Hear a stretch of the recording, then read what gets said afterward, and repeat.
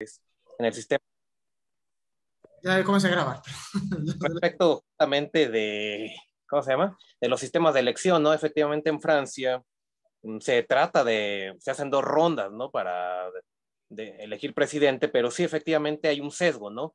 No sabemos, e incluso Macron lo mencionó, si realmente votaron por sus ideas o en contra de ese fantasma del fascismo, de la ultraderecha, que creo que cada vez convence menos y ya lo ha notado cierto sector. Ya ese fantasma, ese ogro que siempre, con el cual andan asusando, ese lobo malévolo con el cual siempre atemorizan a la gente, ya convence cada vez menos, ¿no? Vemos que al final los totalitarios, la gente que impone sus visiones, pues son los liberales, ¿no? Paradójicamente. ¿Qué pasó? Evitan o hacen pensar mal, ¿no? Efectivamente, que tanto sector del voto duro de Macron realmente cree en él o cuánto votó porque no hay otra opción o odian a Marine Le Pen, ¿no? Tal vez en México, no, gracias a que tenemos otro sistema de elección, tal vez sí se nota quién odia o quién está más en determinada posición, pero nada más era un comentario al aire. Gracias. Sí, al respecto, lo que yo subrayaría no solamente de este asunto, sino de prácticamente pues toda la trama que se está transformando tan radicalmente estos últimos años, ¿no? Es que precisamente por esa transformación ahora nosotros podemos ver los hilos de los títeres, ¿no? O sea, podemos ver cómo se transforma el escenario en torno nuestro y darnos cuenta entonces de que es un escenario. Mientras que en un periodo normal, uno pues es más ingenuo, uno tiene menos razones para dudar, ¿no? ¿Ya? Mientras que en situaciones como la sanitaria, la política, la mediática, la ideológica que estamos viviendo, pues las razones para dudar son brutales, ¿no? Y en ese sentido, pues tenemos un privilegio, una ventaja, aunque es una ventaja, pues nada cómoda, ¿no? O sea, es una ventaja que es muy desafiante y que muy bien armados para hacerle frente no nos toma, ¿no?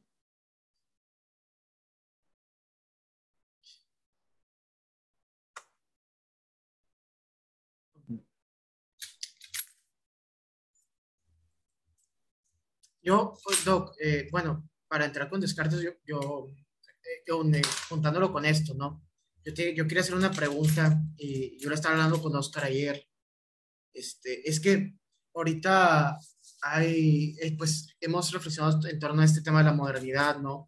Esta modernidad que estamos viviendo, que pues este control total de los medios pues lo que diría, por ejemplo, MacIntyre, ¿no? Que leer los periódicos hoy en día en la mañana es como es como el antaño rezar en las mañanas, ¿no? Este, es, esta modernidad por ejemplo, la iglesia ha emprendido una especie de diálogo, de tratar de dialogar o de tratar de decir que la iglesia es una legítima, es una legítima madre de esta modernidad. Lo veo sobre todo con cierta facción de las democracias cristianas, que ellos tratan de legitimar que estas democracias, se puede legitimar que el cristianismo o que el catolicismo son una especie de padre legítimo de estas democracias, y de pensar que la iglesia fácilmente puede domar este monstruo de la modernidad. Sin embargo, yo lo que he pensado y he reflexionado pues, en estas sesiones y en lo que ya llevo años pensándolo, es que realmente nuestro mundo hispánico, que es sobre todo católico, no hay una modernidad como tal. O sea, nosotros no hemos hecho una modernidad realmente, ¿no? No la hemos podido hacer. Y realmente esta modernidad con la cual varios se mueren por dialogar, varios se mueren por entrar en su juego, pues realmente es totalmente, me parece anticatólica, ¿no? Porque se pretende con esta tesis darle, superar esta forma reaccionaria ante ellas, ¿no? Inclusive yo he visto varios que tratan de descalificarlas, no sin comprender un poco esta actitud reaccionaria como neomarracianismos o cosas así, ¿no? Que no comprenden realmente la esencia de esas tesis. Pero yo le pregunto a usted cómo ve esto, o sea, esta modernidad que estamos viviendo actualmente, que muchos se mueren por tratar, por dialogar con ella, etcétera. Pues en primer lugar, yo les diría, no estamos viendo que estamos viviendo la decadencia de esta modernidad. Ya creo que tratar de dialogar con ella no tiene sentido. O sea, me parece que ya no tiene sentido. Segundo, que realmente en el fondo me parece que es anticristiana. Hay unos que tratan de decir, bueno, es que sí hay una vertiente cristiana, ¿no? Que va por Descartes y por Rosnin y cosas así. Hay gente que tiene esa tesis, pero uno pues la voltea a ver y dice, pues no, no puede ser, esto yo no me siento, yo como hispano, como católico, yo no me siento conforme con esa modernidad. Y esta recuperación de Descartes es una posibilidad de que nosotros pensemos una modernidad que no hemos hecho realmente. O sea, ahora sí pensar bueno, no es una modernidad, sino un proyecto eh, transmoderno. O sea, esa es mi pregunta. A ver, por lo pronto lo que el filósofo Descartes o cualquier filósofo propiamente dicho tiene que enseñarnos es a dudar, ¿no? A tomar distancia y no aceptar gato por liebre, no aceptar lo que nos dan por liebre como si así nada más fuese la liebre que nos dicen, ¿no? Y a propósito de cristianismo, a propósito de iglesia, etcétera, pues tampoco a esa tenemos que aceptarla como tal, así nada más porque sí. Hay una observación que hace Descartes, creo que en el discurso del método, donde distingue el acto por el cual creemos una cosa del acto por el cual somos conscientes de que creemos esa cosa. ¿Verdad? O sea, nosotros creemos un montón de cosas. ¿Qué cosas creemos? Pues mira, de entrada no lo sabemos. O sea, Exacto. ¿verdad? Tenemos que analizar qué es lo que creemos, ¿no?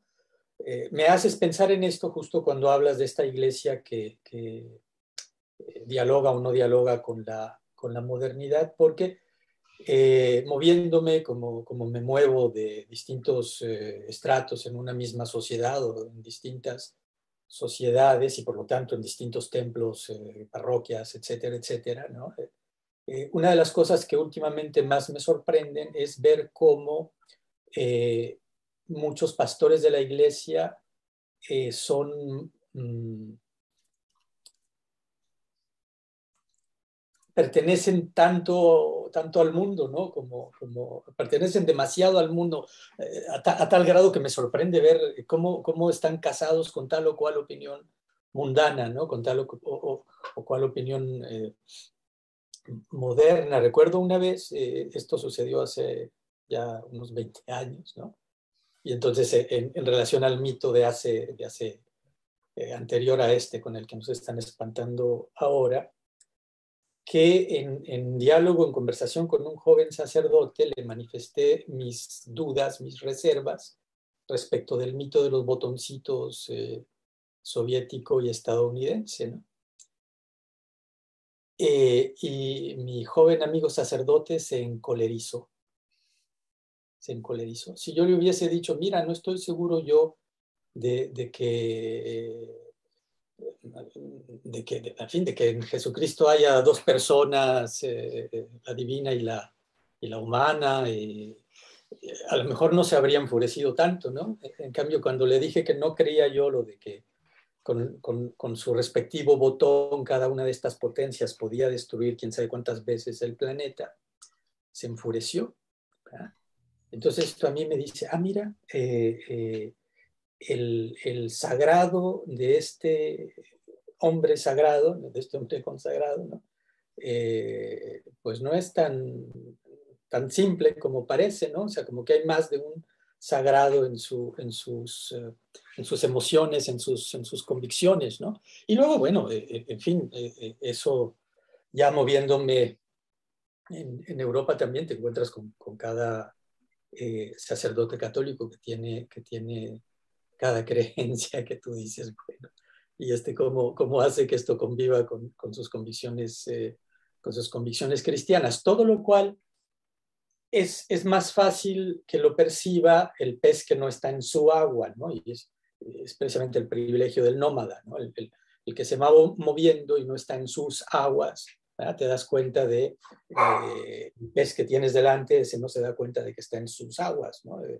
Y esto también tendría que hacernos reflexionar sobre mis propias aguas, ¿no? O sea, cuánto de lo que forma mi propio elemento me determina a mí y a qué nivel, ¿no? Por lo tanto, es necesario dudar de todas las cosas al menos una vez en la vida, sea que lo hagamos con la radicalidad cartesiana de la duda metódica, o si no, pues estar siempre en guardia como Sócrates, ¿no? A ver, esto que me quieren vender a mí, ¿por qué me lo quieren vender? ¿Y qué se traen? ¿Qué es lo que hay, detrás, ¿no? Así me libré yo de que me reclutaran una vez en un grupo católico, así muy grupo, ¿no? Me empezaron a rondar y ya la cuarta, quinta vez les dije, bueno, a ver, pero ustedes, ¿qué quieren? ¿No? ¿Qué se trae, no? Y ya, santo remedio, fue como si ¡fum! Los exorcicé, se fueron y nunca volvieron a aparecer. Sí, es que, bueno, Oscar creo que le puede dar también su... Pero es que es increíble cómo actualmente estos discursos que se dan por hecho y cae muy mal que estos personajes, si tú no estás de acuerdo, te dicen, no, es que te falta estudio, no tienes preparación académica, bla, bla, bla, o sea, siempre sacan sus gurús, ¿no? No les puedes poner una especie de pregunta a esas tesis porque se revientan, ¿no? El asunto es que aquí me parece que hay una trampa enorme. Es que estos ejercicios cartesianos me han servido para hacer todo esto, ¿no? Pongo una enorme duda porque creemos que por ejemplo, esta modernidad que tenemos, prácticamente tiene un seno cristiano. En parte sí, no podemos pensar esta modernidad es el cristianismo, de acuerdo, o sea, no es mentira, eso es cierto.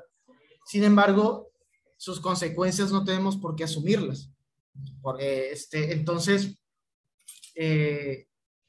sí, totalmente de acuerdo, o sea, al fin y al cabo, si uno comienza a hacer una especie de reacción, por ejemplo, ¿por qué se ve tan mal un personaje no sé, como Junga, ¿no? ¿Cómo quién? Como Junger, que Junger propone más bien una especie de emboscada, de, ¿sabes qué? Yo ante esta polis o ante este grupo de gente que está manejando así el mundo, es mejor pues escapar de ellos y reflexionar fuera de ellos, ¿no? Porque te ven como que no estás en el mundo, eso no es cristiano, bla, bla, bla, pero es que sí es necesario un ejercicio de aislamiento de todo esto, porque si no, pues vamos a estar repitiendo esto y no vamos a tener una solución. Este librito sí es muy bueno, igual si no lo conoce yo se lo paso, es La Emboscadura. Precisamente propone esta especie de aislarnos un poco de toda esta formas mediáticas de pensar o tesis de los libros, ¿no? Porque también los libros son bien engañosos, ¿eh? Es lo mismo que propone Dreher, pero Dreher lo propone como la alternativa cristiana, o sea, la opción benedictina. Es decir, son varios ya los que sugieren retirarse del mundo, ¿no? De una manera u otra, porque Junger era más bien pagano, Junger era un neopagano, mientras que Dreher es un cristiano que era católico y ahora es ortodoxo. Quiero decir, pero la idea es fundamentalmente la misma, es que este mundo, en cierto modo, ya no sirve y hay que abandonarlo de alguna manera. Sí, y fíjese, don Alejandro, siguiendo Descartes, a uno que es licenciado en filosofía, uno que es licenciado, le cuesta mucho creer que lo dicen los libros lo puede uno engañar, porque uno piensa que entre mejor educación, más leído, conoce más el mundo y realmente no, puede inclusive desconocer más el mundo. o tener malas intenciones. O tener malas intenciones, o sea, sí, o sea, no es una... yo es lo que le digo mucho a mis compañeros de filosofía, que les digo, es que ustedes creen que conocen el mundo y no lo conocen. No lo conocen, o sea, no... Ni creen que pueden tener una mejor percepción de él y no es cierto. El filósofo en particular, creo que más que el filósofo, el que menos conoce el mundo. Porque realmente el mundo va por un lado y las ideas del filósofo van a menudo por otro. Aunque luego intente explicarlo desde más arriba, ¿no? Bueno, Ya, pero justamente ahí, precisamente hay que distinguir la vocación humana, que es la filosofía o esta pasión por la verdad, de la vía que nuestro mundo nos ofrece para darle cauce a esta vocación, ¿no? Y justamente esta sí, vía es una trampa, es una trampa. Y de nuevo, es una trampa que en nuestra generación es tremendamente visible, porque la maquinaria que se está instaurando es verdaderamente absurda, ¿verdad? O sea, es brutal, es una maquinaria brutal donde el nihilismo pues está a ojos vistas, ¿no? Es decir, la posibilidad de realmente ejercer la vocación filosófica en las universidades, en las revistas, en las editoriales, pues ¿quién puede creer eso a estas alturas, ¿no? O sea, ¿qué hace falta para no caer en la cuenta de que todo eso es una burda farsa, ¿no? ¿verdad? O sea, ahí viene el autor de no sé cuántos artículos en revistas científicas, ¿no? Que últimamente para presentar las autoridades que nos iban a dar su opinión sobre la crisis actual, ¿no? Bueno, eso es absolutamente ridículo, ¿no? Yo creo que ese problema, que es muy, muy real, es incluso más grave y más amplio de lo que parece, porque implica todo el sistema educativo en realidad. Sí. Ahora mismo en España se intenta cortar los cursos de filosofía, reducirlos en número, quitarlos de ciertos grados.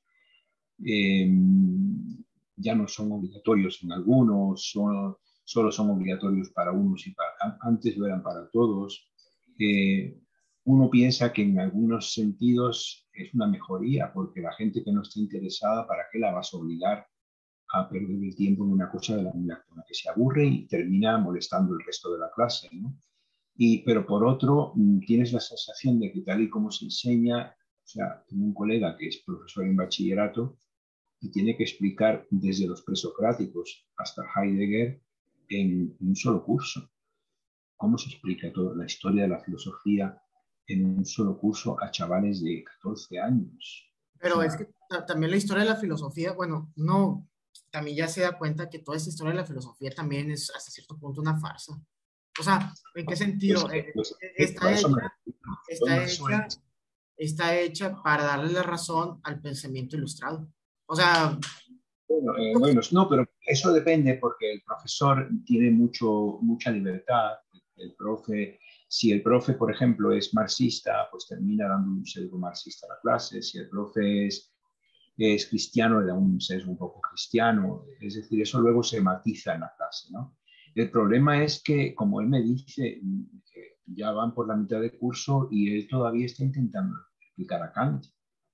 O sea que, y los chicos están en babia, los chicos les hablan. ¿Cómo explicas tú lo que hace falta entender para poner en duda la veracidad del fenómeno con el que estos chicos están lidiando todos los días y del que son idólatras? Porque estos chicos quieren ir a jugar al fútbol, quieren ir a tener la noviecita, y todo eso son fenómenos, son realidades muy fenoménicas. ¿Cómo les explicas que no, que están equivocados, que en el fondo esa realidad fenoménica traduce solamente muy mal una cosa mucho más real, pero invisible? Es que te miran como si fueras un loco. Entonces, claro, se convierte, como yo decía, con mis estudiantes que eran mucho mayores, los míos eran universitarios, pero el problema está ya en todas partes, es un virus que ha llegado a todas partes. Le decía a mi jefe, al final le decía, mira, da la sensación de que yo hago como que enseño y ellos hacen como que aprenden, pero ni una cosa ni la otra, porque estamos todos jugando un juego que consiste en dar un diploma al final y nada más. Y la sensación es una sensación de tristeza, de vacío, de absurdo, porque es la vida entera la que se te va en ese juego, ¿no? En fin, no quiero tampoco llenar esto de virus pesimista, lo siento.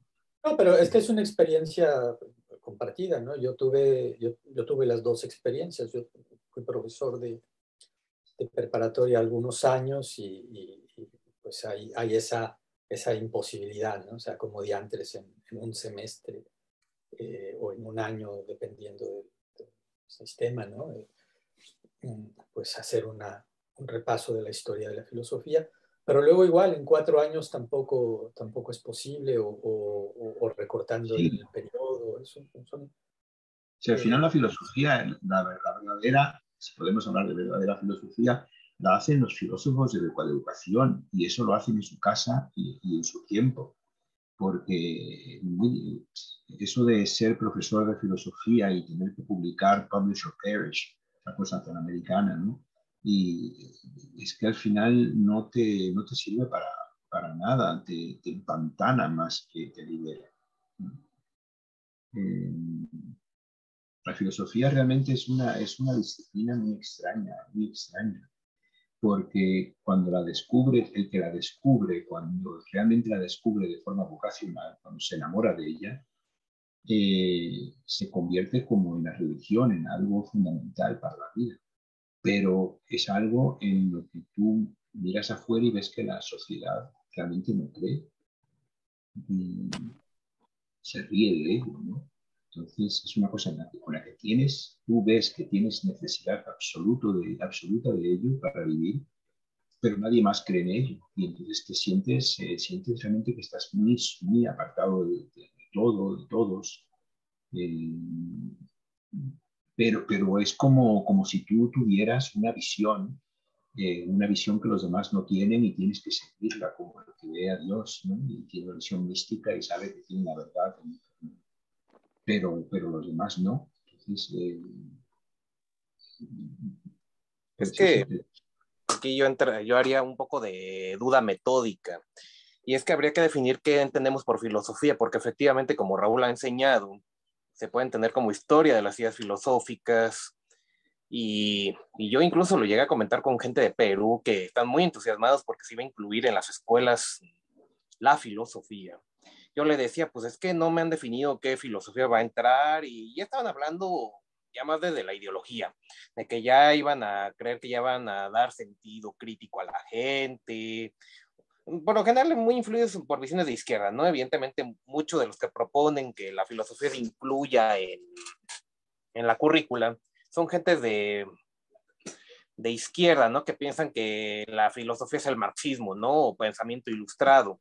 Entonces, también habría que preguntarse qué entendemos por filosofía. Yo lo entiendo como un modo de vida, pero mucha gente la entiende como discurso crítico y creo que habría que empezar a definir eso porque partimos de un concepto de filosofía que igual ya traducidos en las realidades políticas como introducirla en la currícula, pues nos llevan a varios entuertos, ¿no? Y nada más quería mencionar eso porque sí, creo que incluso mucha gente está fascinada con, no sé, con la potencia liberadora de la filosofía, pero pues yo sería muy quisquilloso, ¿no? Más escéptico de estas ideas de incluirla en la currícula, con qué fines, qué filósofos, y tratar de aterrizarlo, porque si no, pues sí, a mí me entusiasmaría, no sé, tal vez poner una materia de negocios en la currícula, que creo que incluso la necesitaría más gente que la filosofía, pero es tratar de definir los alcances de una materia así. Bueno, eso es nada más un comentario, que hay que tratar de definir qué se entiende por filosofía, si se le va a enseñar a cuestionarse al niño, al joven, todas las realidades, o va a ser historia de las ideas filosóficas, o o qué va a ser, ¿no? ¿Qué bodrio va a salir, ¿no? Yo comentaba incluso que en la Escuela Nacional Preparatoria aquí en la Ciudad de México se imparten 2 materias relacionadas, no son de filosofía, no se intitulan como filosofía, pero es ética y lógica. Y al menos ya hay nociones de lo que se va a impartir y no algo tan amplio como, no sé, ver prácticamente en menos de 4 meses toda la historia desde Platón hasta Heidegger, ¿no? Entonces, en ese tenor, pues también habría que ser más específicos y muy críticos, porque incluso muchas de las visiones que tenemos de la filosofía, si alguien va a tomar un cargo como ministro o va a hacer una política pública, tenemos que ser muy críticos o muy precisos con lo que queremos. Y creo que eso también sería un ejercicio hacia el futuro para emprender cualquier tipo de acción. Si no, nos quedamos en la ideología o partimos del sentimiento. Creo que eso es un detalle a tomar en cuenta, que de qué filosofía estamos hablando. Y sí, realmente creo que a veces habla más el hígado a la hora de defender la filosofía o el corazón que de la misma razón. Creo que eso es lo que hay que retomar ya para encauzarnos en Descartes. Definir los objetos y tratar de ver qué es lo que realmente pesa de sentimiento a la hora de comentar algo. Creo que eso sería muy importante hacia el futuro. Gracias. Pero mira, esas mismas 2 materias que mencionas, que cuando vamos con los programas con los que yo estudié y después enseñé en preparatoria en México, se completaban con un tercero, que era precisamente historia de la filosofía. Pero quitando este tercero, lógica y ética nos presentan los 2 modelos dominantes, digamos, uno más inclinado a la filosofía continental y el otro más parecido a lo que se hace en la filosofía anglosajona, ¿no? Que es, en el curso de lógica en México se enseña pues la lógica formal, la lógica aristotélica sistematizada por la tradición escolástica, digamos, ¿no? Y entonces se enseña una disciplina, ahistóricamente, prácticamente, o sea, casi ahistóricamente, ¿no? Mientras que en ética no se enseña ética, se enseña historia de la ética, y entonces uno se ve metido en el mismo problema que cuando enseñas historia de la filosofía, porque tienes que pues, hacer un repaso de todas las doctrinas éticas y eso no te da tiempo ni siquiera de profundizar en una o dos de las mismas y pues te metes en una situación muy absurda, ¿no? Que es a los adolescentes meterles rápido en un semestre este catálogo pues un poco a la Diógenes Laercio, ¿no? De cuántas estupideces han dicho los filósofos en torno a este problema tan importante, ¿no? Que si el utilitarismo, que si el hedonismo, que si, etcétera, etcétera, ¿no? O sea, toda la paleta. Y entonces eso,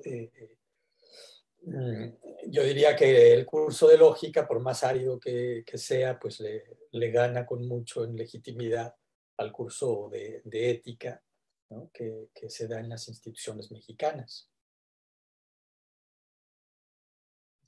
Sí, en general, sí, porque se convierte en un catálogo, como bien dices, ¿no?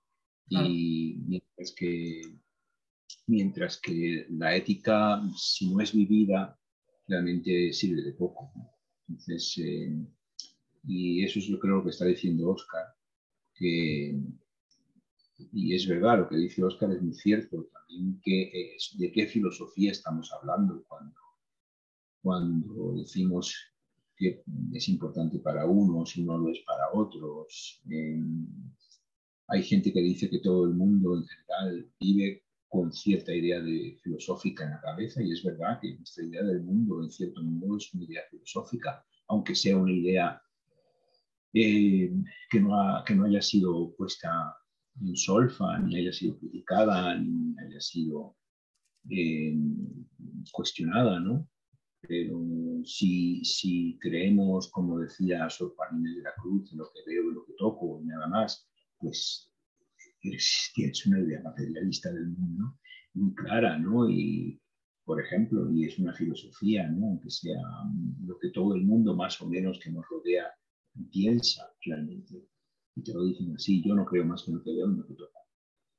Bueno, pues pues Sócrates tendría un festín con esa persona, llevándola por unos derroteros de preguntas hasta que le haga ver que hay otras posibilidades, ¿no? Es decir, que es una opción filosófica. Y en efecto, todos estamos con una opción filosófica en mente, pero cuando se enseña en efecto, como dice Raúl, porque hay un interés ilustrado en ello. Se enseña filosofía porque se supone que eso complementa, pienso yo, que eso complementa la educación del estudiante en el sentido de llevarlo más por la senda de la ilustración. Y tampoco sabemos si esa es la mejor senda, ¿no? Porque llega un momento que en efecto... pero volviendo a lo que decías tú, Raúl, sobre si esta modernidad no tendríamos que abandonarla, ¿no? ¿Por qué modernidad podríamos abandonar esta? ¿Cuál es la alternativa a esta modernidad? Si la modernidad consiste precisamente en el movimiento crítico y la duda que nos ha llevado hasta aquí, por lo menos así lo veo yo. Yo no veo una modernidad alternativa, es decir, una modernidad que no cuestione, me parece, no me parece una siquiera ultramodernidad, a menos que sea esta posmodernidad en la que vivimos, en la que todo vale y una persona, un hombre menstrua solo porque lo dice, por ejemplo, ¿no? Que no se dice ahora tanto, ¿no? Los hombres también sangran, como dicen los pobres americanos, que es simplemente no cuestionar nada que diga alguien que está tocado por el Espíritu Santo de la minoría, de ser una minoría elegida. Si esa persona minoría elegida dice la barbaridad más enorme que se le ocurra, no se puede cuestionar porque lo dijo esa persona. Y en ese sentido, sí, cualquier cosa vale. Pero eso a mí más me parece el caos que una alternativa a nuestra modernidad ilustrada. Pues es que, a ver, ¿me escuchan? Sí. Pensé que tenían... Sí, ese es el asunto, o sea, regresan ya para encauzar a Descartes esto y que al fin y al cabo es ya para el culmen de este seminario, es que el asunto era, en primer lugar, verificar si Descartes tenía algo que ver con esa modernidad. Si hemos llegado a la conclusión de lo que hemos reflexionado en ese seminario, de que Descartes realmente es totalmente ajeno a todas esas consecuencias que se venía a venir en la modernidad, que es Hegel, Marx, etcétera. Entonces, quizá una de las recuperaciones que se está haciendo de Descartes y que siento que es lo que está haciendo el doctor Juan Carlos con su trabajo, es además de situarnos a nosotros, pensadores o personas de esta hispanidad que nos han excluido del juego de la filosofía, de demostrar que ese padre de la modernidad tiene de fondo todas esas reflexiones de la escolástica católica, etcétera, es también una oportunidad de pensar de que también nosotros tenemos una oportunidad de pensar, quizá no una modernidad, porque ya, ¿por qué tenemos que ser a fuerzas modernos? No, no tenemos por qué serlo, pero sí de pensar una alternativa a esto, porque también no nos podemos quedar, me parece, con esta vieja escolástica atomista que sí es muy buena, tiene frutos muy buenos, pero no puede ser la única autoridad filosófica que nosotros tengamos que tener. Ahí tiene que haber una alternativa, tenemos que pensar ya una alternativa, ¿no? Ante esto.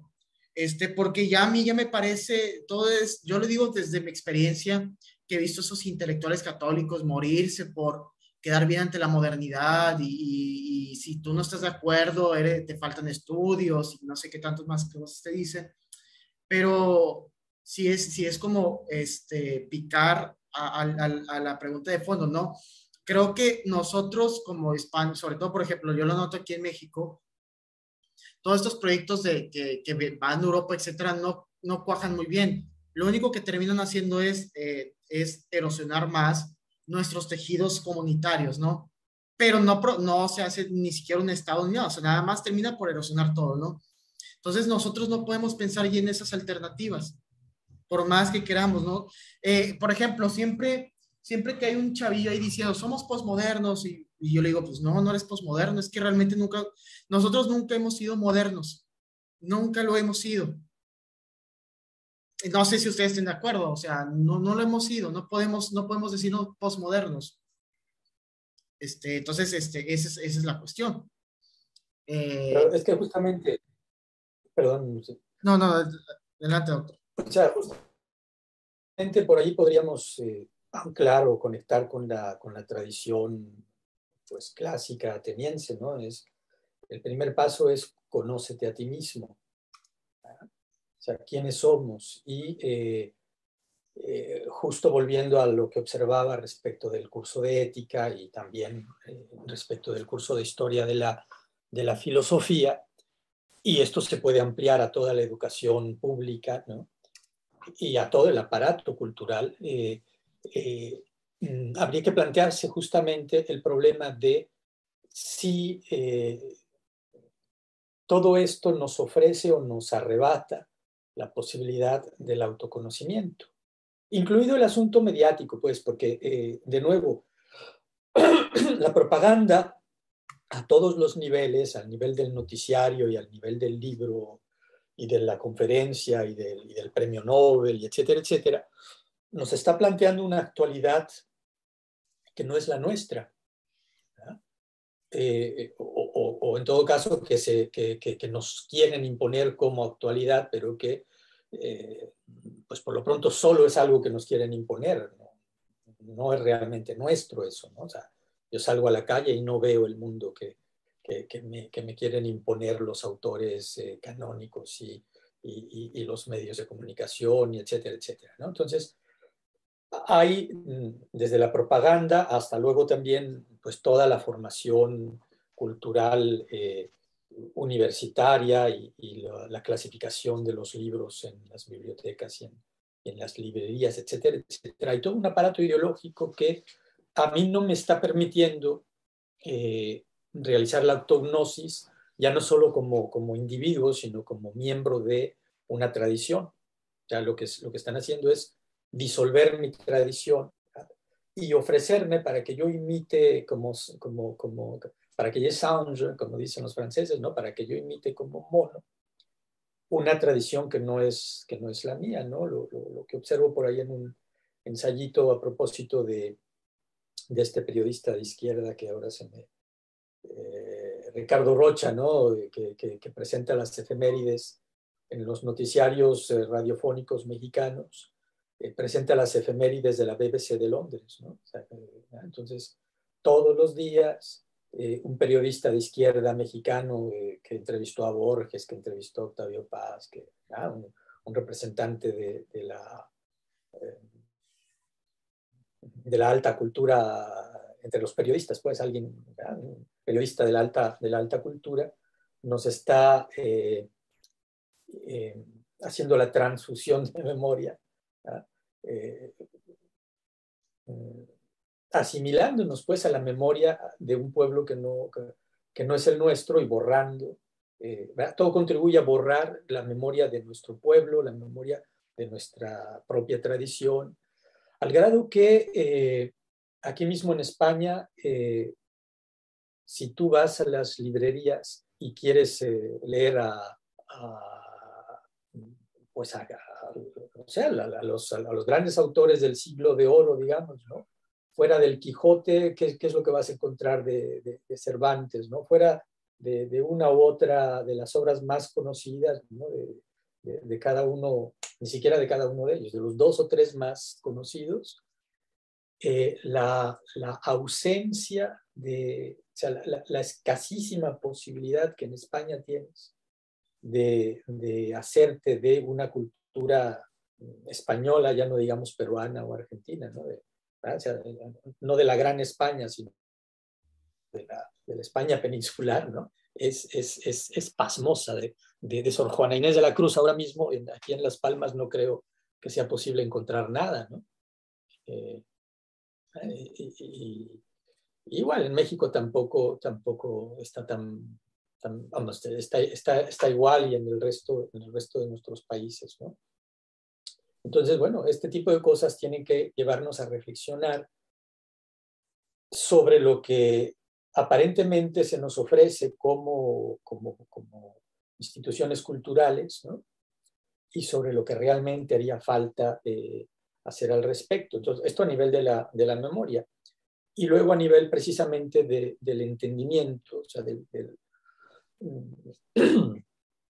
plantearse los grandes problemas, pues ahí creo que estamos un poquito peor, ¿no? O sea, porque toda esta estructura de materias que tienes que aprobar, de trámites que tienes que llevar a cabo, de evaluación permanente una vez que ya eres profesional, pues todo eso te aleja de la actividad filosófica libre y soberana, ¿no? No, por supuesto. Pero sí, por supuesto. Y regresando, ajá, dígame, doctor. No, dime. No, y ya, no, de hecho se me fue la idea. ¿Qué iba a comentar? Se me fue la idea. ¿Qué iba a comentar? Claro, pero entonces, justamente, ¿por qué es tan importante Descartes? ¿Por qué es un francés del siglo XVII que estudió con los jesuitas? No, en fin, todo eso es importante. Pero lo más importante en Descartes es que me abre él, me muestra el camino precisamente para que yo toque la realidad, para que yo dude de todas las cosas al menos una vez en la vida. Es decir, para que si ando ahogándome en medio de la alberca, me echa al fondo para pisar, para tocar piso y elevarme, ¿no? Es decir, ¿cómo puedo yo vencer el engaño, el sueño, la ficción? Necesito tocar realidad, ¿no? Y digamos que hay dos extremos en este tocar realidad. Está el extremo de la calle, ¿verdad? O sea, es Cervantes, ¿no? Es decir, si te quedas en los libros te vas a volver loco. Lo que dice Borges tan bellamente, ser Alonso Quijano sin atreverme a ser Don Quijote, ¿no? O sea, una manera de tocar la realidad es sal ahí fuera y enfréntate a los entuertos y a los agravios, aunque bueno, tan sencillo no es, ¿no? Pero en fin, hay que buscar ese contacto concreto, personal, ¿verdad? Con el rostro del otro, con el otro, con su experiencia, etcétera, etcétera. Eso es muy importante. Y también es importante y es correlativo el otro, que es tener claras las ideas, ¿no? Tener una conciencia clara de lo que puedo conocer y de lo que no puedo conocer y de los niveles de conocimiento, ¿no? De qué es lo que sé de cierto, qué es lo que conjeturo, qué es lo que opino, qué es lo que creo, etcétera, ¿no? Entonces, el ejercicio crítico de la filosofía es fundamental y es irrenunciable, y precisamente el buen juez por su casa empieza, y díganme cuánta crítica de las instituciones filosóficas está hoy a nuestro alcance, ¿no? ¿Y dónde, no? Habría que a los actores, ¿no? Habría que encontrarlos, sí, como subraya Antonio Marino en su lectura del Fedro, que pasa con Sócrates y Fedro, ¿no? Que se encuentran afuera de las murallas de la ciudad en unas circunstancias determinadas para allí poder hablar de ciertos temas, ¿verdad? Entonces, ¿dónde habría que ver al director de cine, al actor, al periodista, al editor, al político profesional, etcétera, etcétera, para decirle, oye, pero a ver, y tener una conversación, dice Unamuno, ¿no? En una noche junto a una fogata. Habría que buscar ese espacio humano de diálogo real para tener acceso a algo a lo que el tráfago de las instituciones, el ruido de las instituciones nos arrebata. Nosotros teníamos, y vosotros allí en México, y bueno, todo el mundo hispano, teníamos esa maravillosa institución que era la tertulia, el café. Y las tertulias de café, que yo creo que era uno de los inventos más bonitos que se han dado, han desaparecido prácticamente. Solo queda un poquito una allí en el Café Gijón, pero ya es muy artificial. Ya, los escritores ya no se reúnen para hablar de los libros y de las ideas, con un grupo de gente alrededor, que era el equivalente del salón parisino. El salón se hacía en el salón y la tertulia se hacía en el café, ¿no? Igual, con todo un grupo de espectadores que aplaudían, que escuchaban con interés, y era una forma maravillosa de transmitir cultura en las ciudades importantes.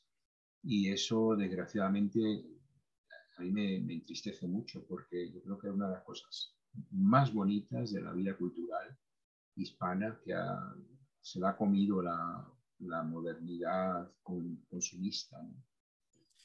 En nuestras universidades, precisamente el consumismo. Me recuerda usted uno de mis descorazonamientos más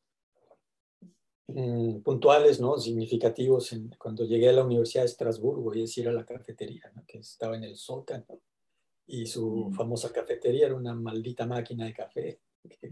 Y aquello estaba en un silencio glacial, ¿no? Entonces, a Todavía en la esto le Complutense, todavía en las nuestras aquí hay cafeterías, y cocinan y se puede comer. Lo que pasa es que la gente, los profes están tan ocupados, que cuando llega la hora de sentarse y tomar un café o comer, lo último que quieren es hablar de lo mismo, sino que, o sea, lo que quieren es hablar de otras cosas, de la serie que están viendo en la tele, o del fútbol, o de la vida privada, pero no de lo mismo que han estado machacando durante horas con estudiantes o con otros colegas ahí arriba, ¿no?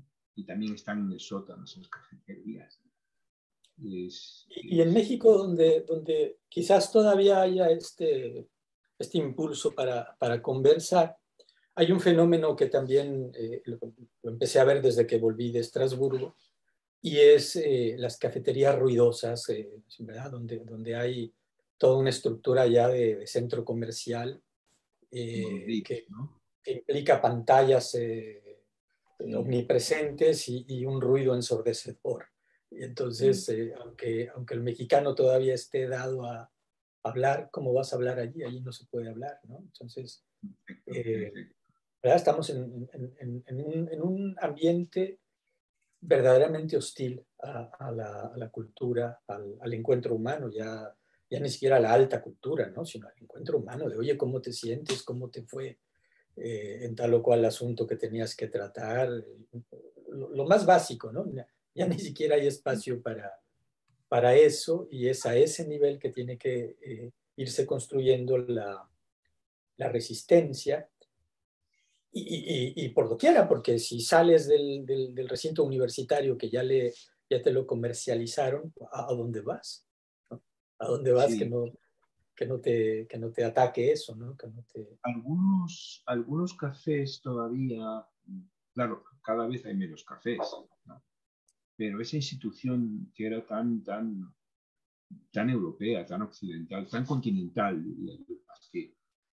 eh, y que la exportamos nosotros, se exportó a América, y que están desapareciendo. Algunos todavía tienen conciencia de eso, y permiten que un grupo cualquiera pidiendo permiso, accedan a unas salitas especiales, y entonces ahí puede uno sentarse y tener todavía ese tipo de tertulias si pide permiso anterior, con anterioridad.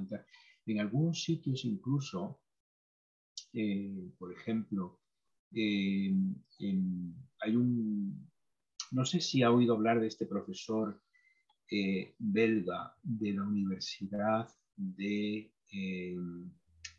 Universidad Católica de Lovaina, que lo expulsaron porque intentó sostener que el aborto era un pecado.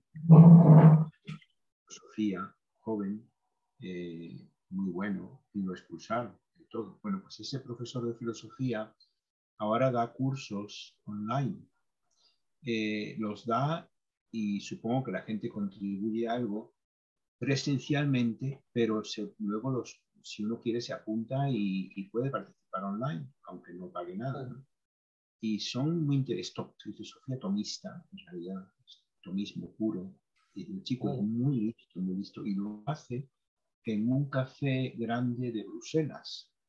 Y viene mucha gente, está lleno, y son cursos literalmente como en una clase universitaria, pero no en café.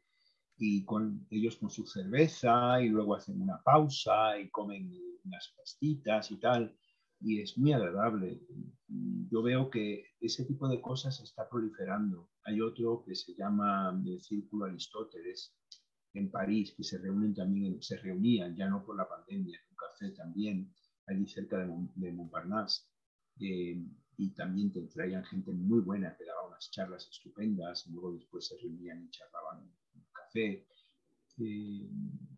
Quizá deberíamos reconquistar el café como un sitio muy natural para nosotros, ¿no? Yo recuerdo en México el Café Tacuba o el otro es también cerca de Tacuba, que me parecieron extraordinarios, la ópera, que eran extraordinarios cafés para ese tipo de cosas. No sé si tengo que alguna vez había tertulias en esos cafés, ¿no?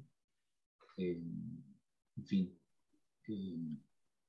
Sí, conectando con eso que nos cuenta, y conectándolo con Descartes, precisamente no debemos olvidar que en la época cartesiana todo el movimiento fecundo en la ciencia y en la filosofía se daba fuera de las instituciones. No totalmente fuera, porque digamos que de algún modo tenían un apoyo marginal en ellas, porque un monje mínimo como Maran Mersenne, precisamente por su condición de monje, pues tenía la posibilidad de ser el eje de la comunicación de toda una serie de intelectuales de vanguardia, como el propio Descartes, como Galileo, como Pero Hobbes. el primer filósofo, digamos, académico tal y como lo conocemos hoy día fue Kant, ¿no? Si mal no recuerdo. Que dio clases en una universidad tal y como nosotros lo entendemos hoy día, ¿no? Parece que estaba Wolf, ¿no? O sea, que Wolf había sistematizado, escolarizado lo de Leibniz y luego Kant lo revoluciona. Pero bueno, entonces está este ínterin donde todo ese movimiento se da fuera, ¿no?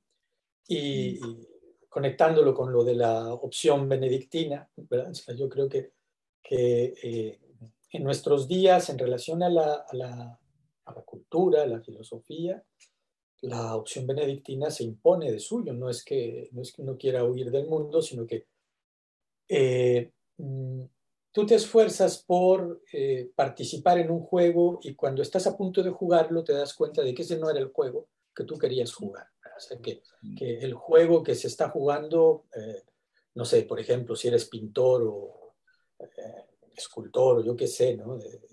Te aprendiste todas las técnicas que hay que aprender, la tradición pictórica, escultural, etcétera, etcétera. Y ahora quieres ser escultor y no hay espacio social para que lo seas, ¿no? Algo similar a lo que ocurre en casi todos los órdenes. Y entonces ahora tenemos que precisamente construir nuestros espacios y donde uno pueda, como uno pueda, ¿no? Eh, eh, Tal vez jugando, en fin, depende de la situación. Yo acepté jubilarme joven porque me di cuenta que tal como se estaban presentando las cosas en mi universidad era imposible hacer algo. O sea, cada semestre las cosas aceleraban más y se ponían más desquiciadas, ¿no? Y entonces, bueno, Doctor, perdón ¿sí? que lo interrumpa con este programa, es que es también lo que hemos discutido, bueno, yo lo he discutido sobre todo con Oscar esto, ¿no?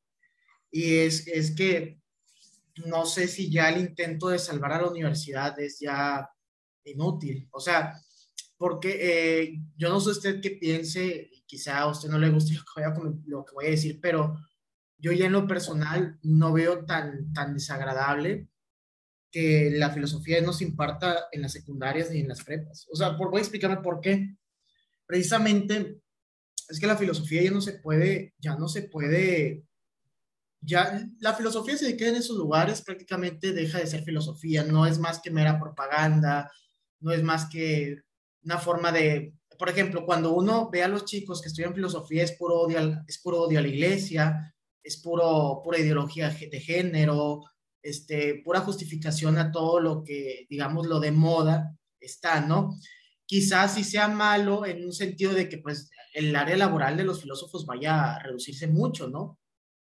Pero no, tampoco es tan grave porque son trabajos muy pichurrientos. Pero las instituciones, así como las escuelas, las universidades, desde el lugar de eferversar a la filosofía, parece que las está socavando. No hay un auténtico, si acaso están los espacios, ¿no? De coloquios, me parecen de lo que se puede rescatar ahí, aunque a veces es a veces forzado mucho, ¿no? O sea, a unos X le dan unos 20 minutos de exponer un tema y va Dussel y le dan 3 horas, y pues, eso es otra cosa, ¿no?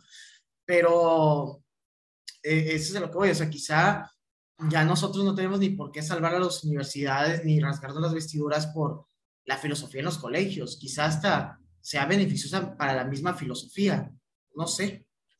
En todo caso, hay que salvar nuestras circunstancias. Es decir, yo no sé si se puede o no salvar la universidad. Lo que sé es que yo intenté salvar la mía y no pude. ¿Ya? O sea, eh, y que entonces mi tarea hoy por hoy no es luchar, bueno, ya hoy por hoy menos, ¿no? Pero digamos que mi tarea en los últimos 5 o 10 años, cuando me di cuenta que toda lucha por mi universidad o por mi facultad era inútil, pues entonces me tengo que poner a pensar, bueno, ¿y mi tarea cuál es? ¿No? Entonces, en ese momento, hace 10 años, dije, bueno, pues hacer mi trabajo, el mío, ¿no? Pero a su vez, la institución no solamente no me dejó que le aportara yo algo, sino que cada vez acorraló más mi trabajo, volviéndolo cada vez menos factible, ¿no? Y entonces, bueno, en cada una de estas situaciones uno tiene que preguntarse, bueno, ¿yo qué puedo aportar, dónde y cómo? ¿Verdad? Y no es fácil, no es nada fácil porque estamos en un momento donde, ¿verdad? Me preguntabas hace rato, antes de que empezáramos a grabar, por qué no he conseguido otro trabajo, ¿no? Sí, cosa que a mí no me molestaría y que estaba en mis planes, ¿no? Es que se vino la pandemia y además tengo todavía una serie de proyectos editoriales sin terminar. Entonces, lo que he estado haciendo este par de años, es avanzar en la culminación de algunos libros personales y libros colectivos, 4 de los cuales iban a aparecer en la editorial Antropos. ¿Ya? En septiembre pasado mandé el primero de estos, no recibía respuesta, me empecé a alarmar. Tú dices, estamos en pandemia, es normal que las cosas se retrasen. Total, que cuando ya la cosa me empezó a alarmar y me puse a investigar, descubrí que Antropos ya no existe, ¿no? Ya no existe Antropos. Antropos ya no existe. Me deja, no sabía yo eso.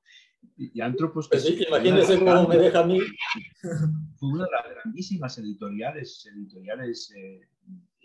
emblemáticas de libros académicos aquí en España. Imagínese cómo me deja a mí con 4 libros pendientes de sacar en Antropos, ¿no? Y claro, no le dijeron nada, no le anunciaron que se había disuelto, nada. No, lo que sabía era que siglo XXI, lo que sabía era que siglo XXI de México había comprado la editorial, y entonces ya me comuniqué con siglo XXI y, no, es que vamos a cerrar.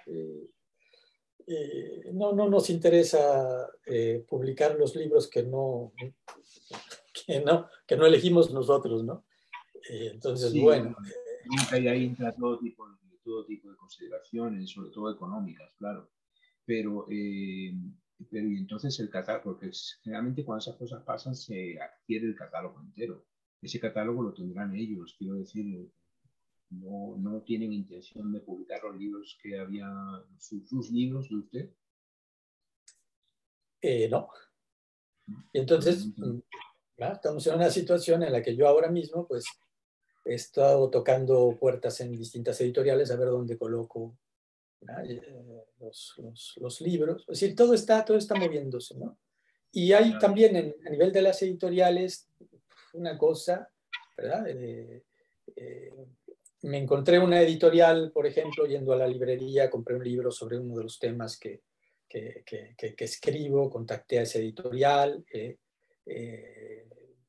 empecé un diálogo con ellos y me dicen que sí me publican si su consejo editorial acepta, revisa y acepta mi propuesta, pero a condición de que yo les compre todo el tiraje, ¿no? Entonces, les he dicho muchas gracias, pero...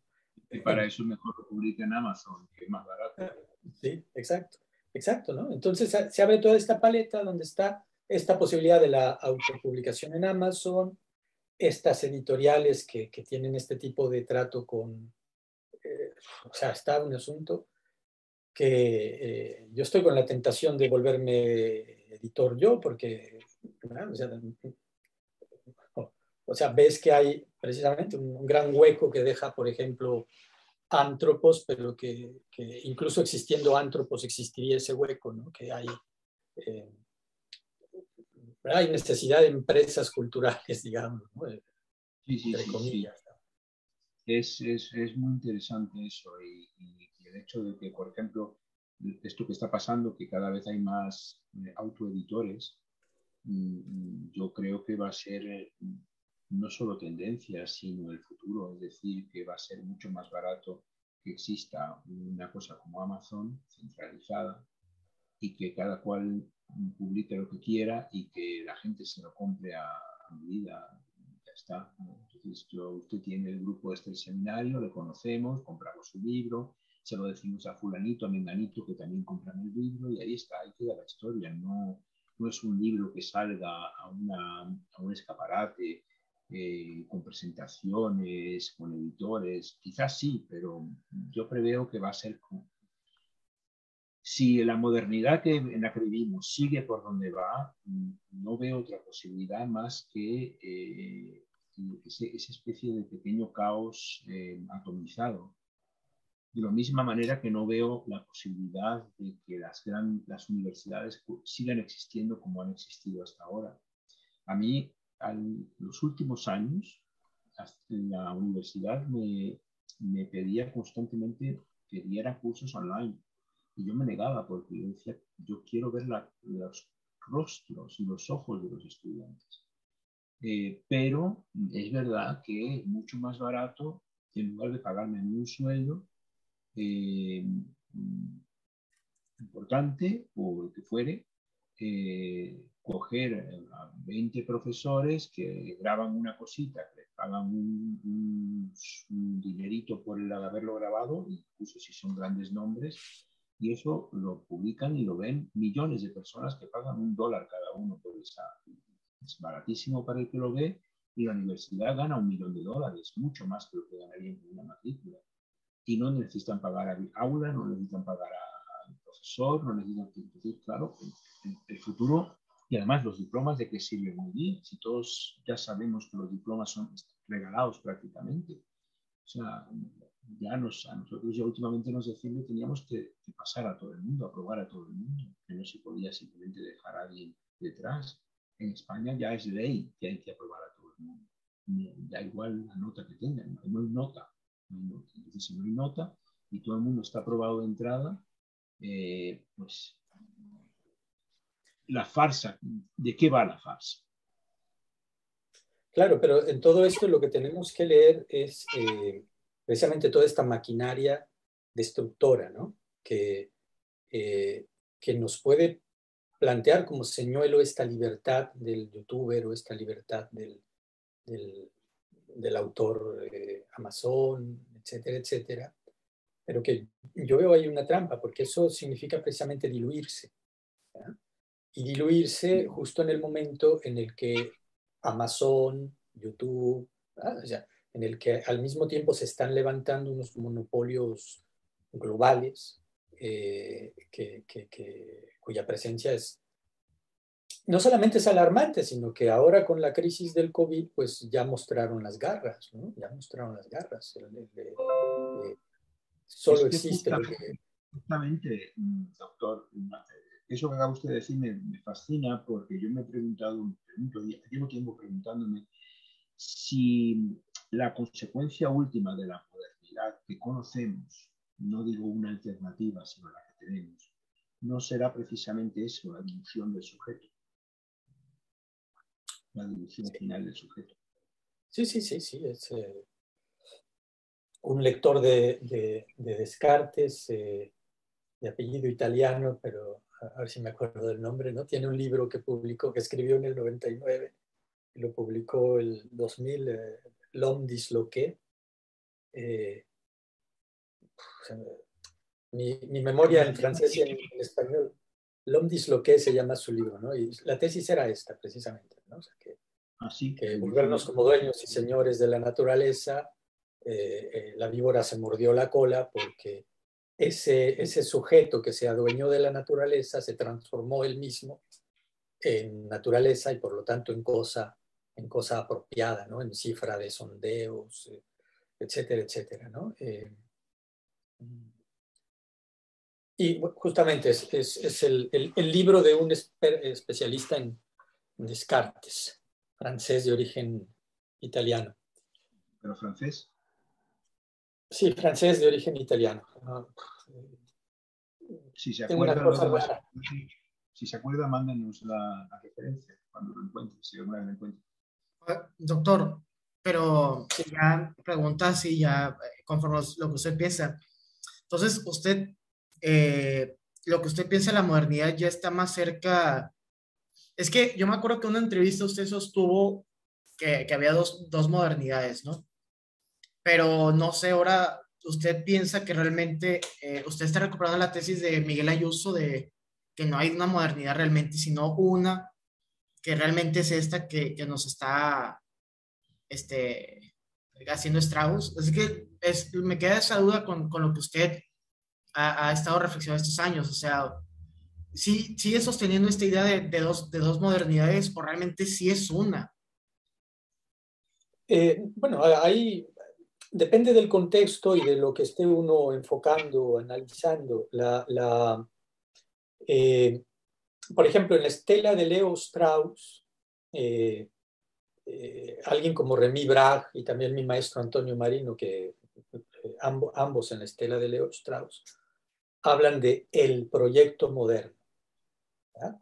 Que es algo que yo empecé a escuchar precisamente de Antonio Marino en mis estudios de licenciatura en filosofía, y a mí eso me sonaba muy extraño, ¿no? O sea, porque el proyecto, precisamente volviendo a los cursitos de ética, ¿no? El acto del hombre, ¿no? O sea, el proyecto supone un sujeto que proyecta, ¿no? Y entonces, si hay un proyecto moderno, ¿quién está proyectando qué?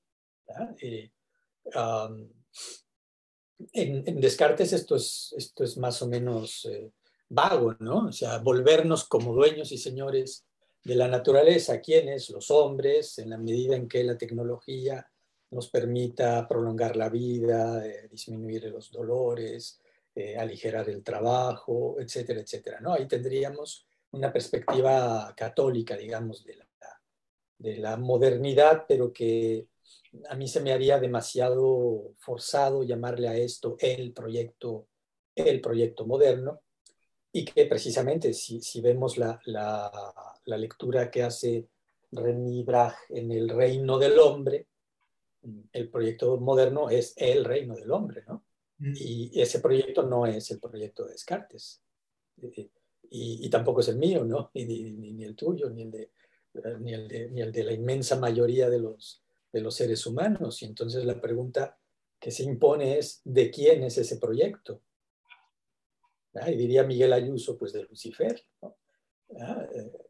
Pero bueno, sí, sin ser falso eso que dice Miguel Ayuso, no hay una respuesta completa, ¿verdad? O sea, entonces,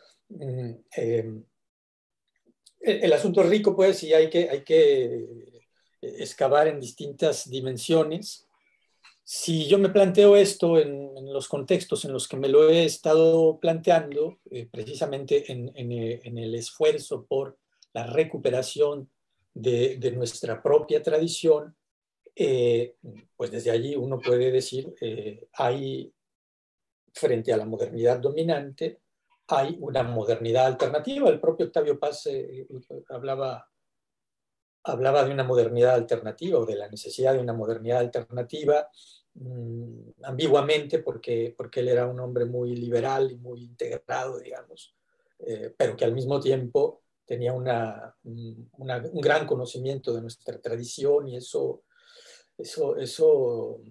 de vez en cuando afloraba en él, ¿no? O sea, yo creo que hasta ahora lo que en la tradición de Miguel Ayuso llaman esta microcristiandad, que sería el mundo hispánico, hasta ahora hemos resistido, ¿no? El propio Fukuyama decía, en China y en los países católicos resisten, ¿no? Porque tienen una tradición familiar fuerte. De tal forma que si nosotros pensáramos en esta continuidad, sí tendríamos que decir, espérate, o sea, eso que tú estás describiendo como fracasando, pues ya a punto de ser muerto y enterrado, ¿no? Ese occidente, esa modernidad fracasada, etcétera, etcétera, pues por eso mi prólogo a Occidentes, a Sentidos de Occidente, ¿cómo es? Sentidos de Occidente, Occidentes del Sentido, se titula Occidente y nosotros, ¿verdad? O sea, frente a eso yo pinto mi raya, ¿verdad? O sea, nosotros no somos ese Occidente en crisis. Nosotros somos otra cosa. Nosotros como pueblos, ¿verdad? Independientemente de que nuestras élites sean esas élites exóticas que ya decía Martí, que ven el mundo con antiparras yanquis, francesas o alemanas o gringas. Sin embargo, estamos en una época ya en la que esta maquinaria que disuelve identidades, que disuelve tradiciones, nos está pegando ya al nivel antropológico, ¿no? Sí, y entonces ya no estoy yo muy seguro No, de que... estamos resistiendo. No, se ve mucho, pero que lo interrumpa, se ve mucho en las generaciones jóvenes, ¿no? Ah, ahorita las generaciones jóvenes, por ejemplo, una de las cuestiones que usted subrayaba en la plática que tuvimos, que nosotros nunca nos hemos caracterizado por un entusiasmo por la educación. Parece que las generaciones jóvenes, por ejemplo, tienen un entusiasmo enorme por la educación. O sea, yo lo noto. Ellos pueden salvar el mundo con educación y esas tonterías, ¿no? O, por ejemplo, comienzan a despreciar la familia. ¿Perdón? Raúl, un momento. ¿Sabes? Yo estoy de acuerdo en que el pueblo en general no ha mostrado mucho interés por la educación, pero eso yo creo que es así en todas partes. Yo no, mis americanos, el pueblo americano es de los más, no de los más incultos, de los más voluntariosamente incultos que se pueda uno imaginar. Y actualmente estoy por pensar lo mismo del pueblo francés. Quiero decir, el que la gente que ha mostrado un interés por la educación han sido unas élites liberales e ilustradas que existieron quizá un poquito más en Francia que en España en el siglo XVIII, pero son solo las élites. No creo yo que el pueblo haya siempre tenido Bueno, interés. sí, tienes razón, o sea, pero es lo que uno encuentra en las universidades, pero uno que tiene esa experiencia lo magnifica, pero realmente vas a los pueblos y no es así. O sea, es que es la experiencia de uno, ¿no? Porque uno ha estado en la ciudad, uno ha estado en las universidades donde más pega esto, entonces tú ves ese entusiasmo, pero quizá lo esté magnificando, pero aún sí se ve, sí digo, te lo digo acá, o sea, se ve cada vez cómo se está desintegrando todas estas formas tradicionales de que la tradición es lo más natural. O sea, lo que me dijo una vez el profe Pardo, y tiene razón, o sea, es lo más natural, lo que más se puede constatar empíricamente. Es increíble cómo nosotros y cómo los licenciados en filosofía, etcétera, se toman en serio críticas de unos humanistas que no tienen ni experiencia de la vida ni nada y hacen críticas desde algo que no tienen ni siquiera la experiencia de la vida. O sea, Y estos son los que se van a las universidades y hacen sus especies de masturbaciones intelectuales, ¿no? Pero sí, o sea, uno nota, uno se pone triste al ver que esa generación que cree que es crítica, que cree que cree que entiende el mundo, pues no lo entienden. Son los que más hacen bobos, o sea, son a los que más bobos hacen. Descaradamente. La generación actual es descaradamente antiintelectual. ¿Sí? Van a la universidad porque van sus amigos, porque es lo que se hace, como decía Ortega, lo hacen porque lo hacen los demás. Yo recuerdo, para mí es paradigmático, un curso que di, eran pocos, y había un reader, un pequeño reader de fotocopias que tendría unas 30 o 40 páginas nada más, porque mucho más no son capaces de leer. Y había hecho el reader, lo había encuadernado y lo plastificado y lo había dejado en cada silla. Llegan los estudiantes, se sientan y delante se sienta uno, se espatarra, se sienta, se echa para atrás. El reader lo coge, se lo pone, lo mira así un poquito así, pasa las páginas, se baja la gorrita y al cabo y con la gafa de sol, y al cabo de un rato me levanta la mano y dice, profe, coge el reader así, lo levanta así en la mano y dice, usted no pretende que nos leamos todo esto, ¿verdad? 40 páginas en un curso. Y te lo dicen con esa cara y no pasa nada, no pasa nada. Es decir, no hay manera. El estudiante enamorado del conocimiento, y yo creo que eso fue una cosa muy única que ocurrió quizá en la Alemania de Weimar y en la Francia de las Grandes Écoles. O sea, yo no lo veo, ¿eh? De verdad que no. Y quizá, fíjate lo que te digo, quizá mucho más en un sitio como una universidad mexicana que en otros. Porque, no sé, yo veo mucho joven mexicano interesadísimo en cuestiones intelectuales, de pensamiento y tal, que no lo veo en Europa. En Europa lo que quieren es la discoteca, y en Estados Unidos la discoteca, la playa, el spring break, y disfrutar, es lo mismo. Así es como lo veo yo. Bienaventurados los que tienen hambre, ¿no?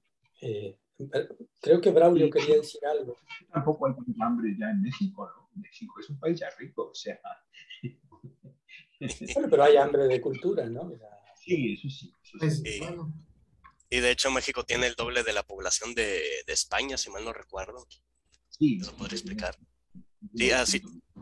Y lo que quería mencionar hace rato es que también en cuanto a lo que dijo pues el doctor, ¿verdad? Y también Raúl, es que este desprecio que había mencionado Raúl sobre que tiene la familia, el credo y el pueblo, y también sobre lo que había mencionado el doctor sobre que China y los países católicos resisten a la modernidad gracias a las la estructura familiar fuerte.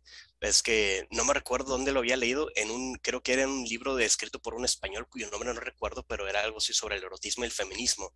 Es que básicamente tienen ese desprecio también por la familia y también por el credo, ya que algunos lo ven como la fuente de la corrupción, en el sentido, una fuente de corrupción debido a que pues son lealtades, familia, credo, que se oponen a la lealtad que pide el Estado, ¿verdad? Una vez, supone que esta gente cree que la corrupción deja de existir cuando todas las lealtades se dirigen hacia el Estado, ¿verdad? Yo creo que esta es la razón por la que también tienen este odio, ¿verdad? Como a todas las lealtades que no vayan hacia el Estado, ¿verdad? Entonces, esta gente vería esta misma unidad familiar que nos da la libertad frente bueno, que nos ayuda a resistir la modernidad, pues ellos la ven precisamente como el enemigo, ¿no? Algo que ellos tienen que eliminar porque ellos lo consideran como fuente de corrupción, ¿no? Y eso es lo que quiere decir. Pero yo les pregunto aquí algo a todos. Es que esta forma de salvar nuestras circunstancias, etcétera, nosotros como Hispanoamérica, como una especie de estar quieto a esto, no se, y es lo que creo que es lo que tenemos que resaltar muchas veces y a veces no gusta, no se puede hacer sin, me parece a mí, no se puede hacer sin el catolicismo, no se puede hacer sin la iglesia. Vaya, suena muy mucho, pero uno lo piensa seriamente y sí, porque no es más, uno cuando, a mí esto me lo entendió muy bien Carl Smith, me lo hice entender muy bien esto. No es más, no estamos viendo más que un cambio de orden.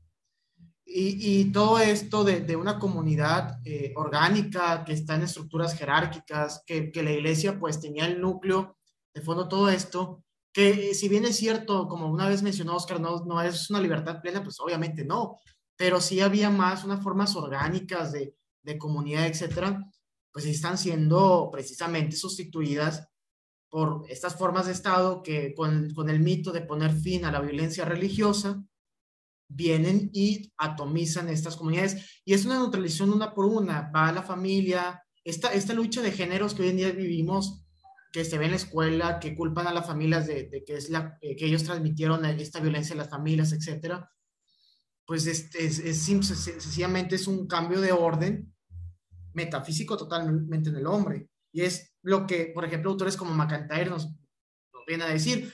Entonces, imagínate labor un labor, no sé si ustedes están de acuerdo conmigo, un labor así, ir a decir esto a las universidades, ¿qué te van a decir? Es que ese es el problema, o sea, no puedes, ya el círculo de oyentes es muy reducido. No puedes hacer, es que eso ya es una cancelación fuerte. Obviamente no se trata, a mí me lo hicieron mucho en mi tesis, ¿no? Que siempre me decían, es que son una tesis laica, ok, va, ya la hice, ¿no?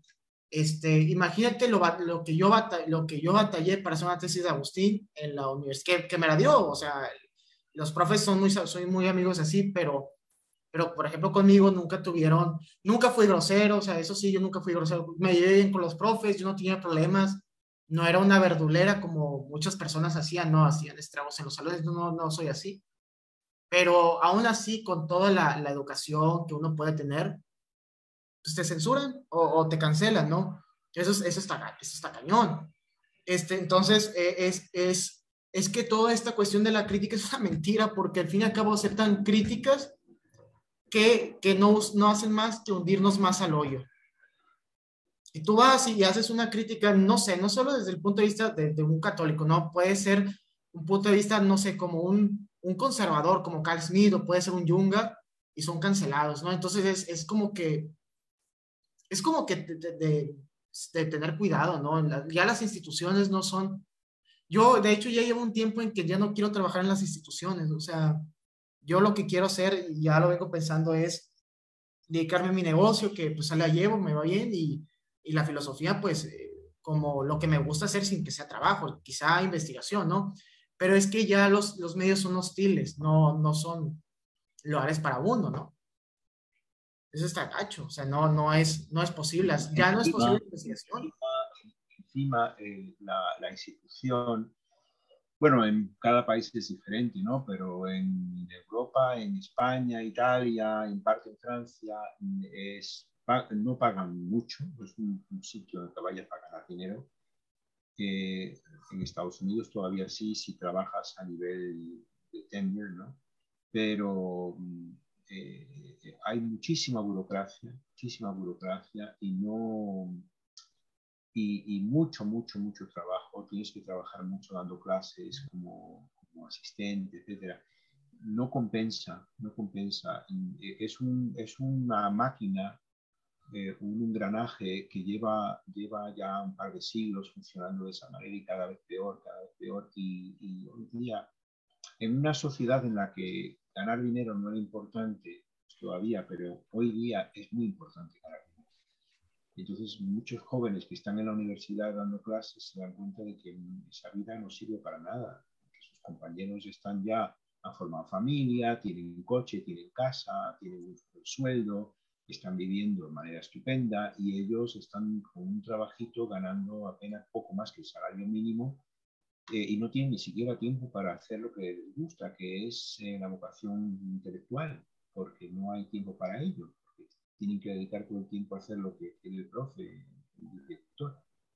Entonces, llega un momento que la gente se desengancha, se desconecta totalmente. Yo empecé mi trabajo lleno de entusiasmo, de sentido más profundo de esa palabra, lleno de Dios, ¿no? Y lo terminé 30 años después absolutamente asqueado, y cansado y con la convicción de que si tuviera que hacerlo de nuevo, posiblemente escogería otra cosa, ¿no? Escogería otra cosa totalmente diferente. Aunque no sé si la vocación filosófica se dirige aquí, pero haría como tú dices ahora, hacerla por mi cuenta, por otro lado, ¿no? Y como lo hace, por ejemplo, este chico Jorge, también, que trabaja en otras cosas, pero estudia mucha filosofía por su cuenta, ¿no? Jorge Almeida, canario. Claro. Pero sí, fue un despertar muy duro, muy duro. Y fue progresivo, no fue de golpe, ¿no? Porque además he visto varias generaciones pasar, ¿no? Y en esas generaciones he visto un progresivo deterioro. No ha sido de golpe y porrazo, ese deterioro lo he visto poquito a poco. Y es que a uno le pasa, porque, en fin, yo puedo a mi nivel también dar fe de una experiencia similar. A uno le pasa como en el son de la negra, ¿no? Que te dicen que sí, pero no te dicen cuándo, y entonces así se va pasando el tiempo, ¿no? Y tú esperas que llegará el momento en el que te dejarán trabajar como Dios manda, Sí. y al final nunca te dejaron, ¿no? Y yo creo que hay que estar despiertos a todo esto y que en el mexicano hay bastante escepticismo como para eh, mantenerse despierto frente a esta situación, aunque siempre hace falta que alguien que tiene la experiencia te lo diga, ¿no? La experiencia te ahorra, la experiencia de los otros te ahorra tiempo.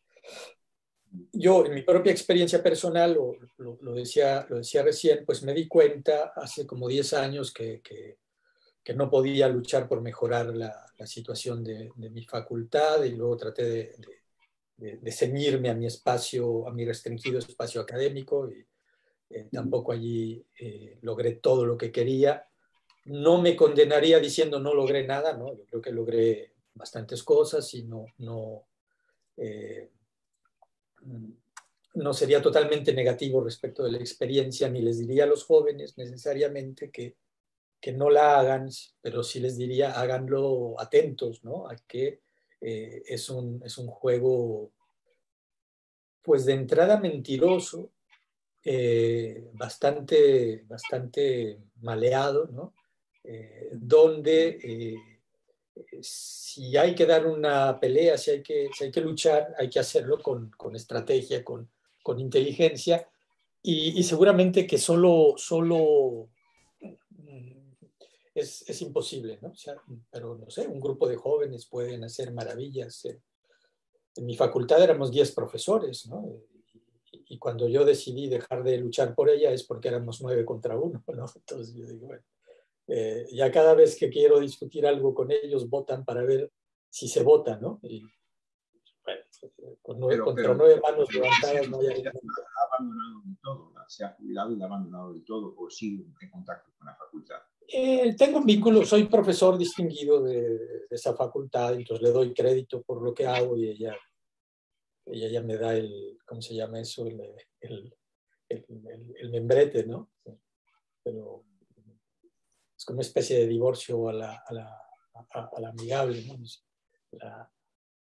Soy agente libre de esa universidad, ¿no?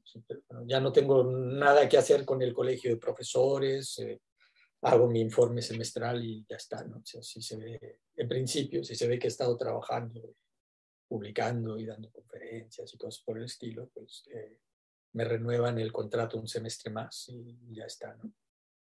Un contrato secundario, porque sí, no es el o sea, contrato. yo ya soy profesor jubilado, Mm. eso yo ya lo tengo ya sin hacer nada, ¿no? Que es una basecita de sobrevivencia, es una pensión, ¿no? Sí, Y hay veces que uno prefiere, yo cuando llegó el momento de